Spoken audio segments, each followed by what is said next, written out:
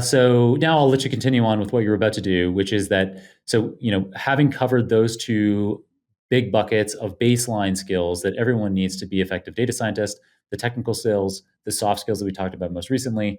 In addition to that, there are the data domains that we can specialize in. This is the third bucket. So go rock and roll on that. Yeah, so the data domains have been around for some time. I think we have seen some specialization.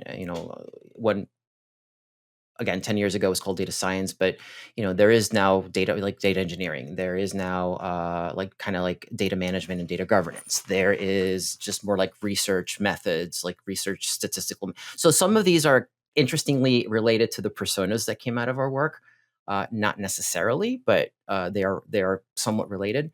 And some of these are lumped together, and I didn't come up with these data domain areas. As I'm actually quoting one of the works, and I think it was the Quadrado work. I can't remember at this point, but they actually lumped. There's a couple of things that are kind of lumped together. They actually lumped together research methods and project management. Interestingly, and but there is some specialization, right? And I would say that maybe an AI engineer today is probably one of those data specializations. But again, to be a AI engineer, you still have to have like the baseline data skills. You still have to have the technical skills, the baseline non-technical skills or human skills, right? And kind of if you look at the bottom here, there's a box that's called domain that crosses all of these areas, because a lot of these are domain specific and a lot of skills are transferable across domains, but some are not.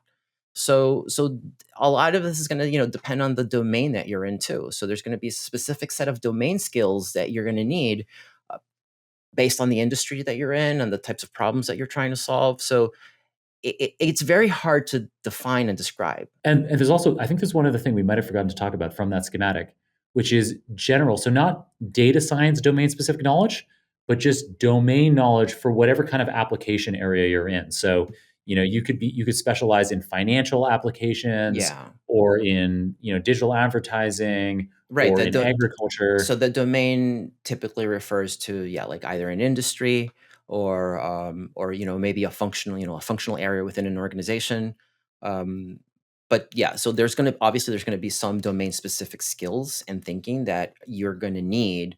And again, some of it is transferable, some of it is not. It really depends. So as you are thinking about your career progression, I think one of the things that you always want to think about is like what are those things that are transferable? Maybe you've never worked in industry X, but you've got a lot of experience in industry Y, and there's a lot of similarities that you can relate. So those are the kinds of things that are transferable, because maybe the domain's different, but the application is very similar.